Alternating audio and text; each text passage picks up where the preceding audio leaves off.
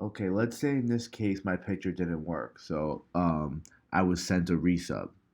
So if you go into your order overview, you'll see the update is changed now, everything is red, and you'll see here it says picture will not work.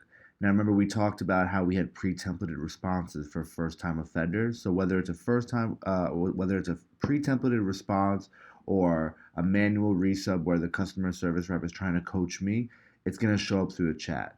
And you can see here it's flashing. So we kind of had this flashing because people would come right to here and not be able to understand why. So if you come to the chat, why the picture wasn't working.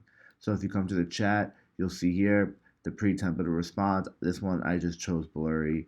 The picture's a bit blurry, as you can see here.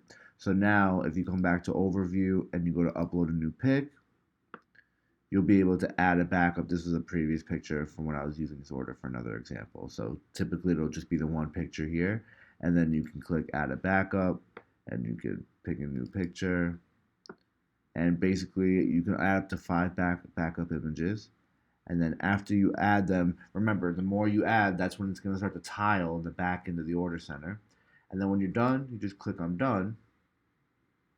And then you'll notice back in the order overview, it's back to processing, which was its original state as if you just made an order. So everything kind of goes back to the beginning.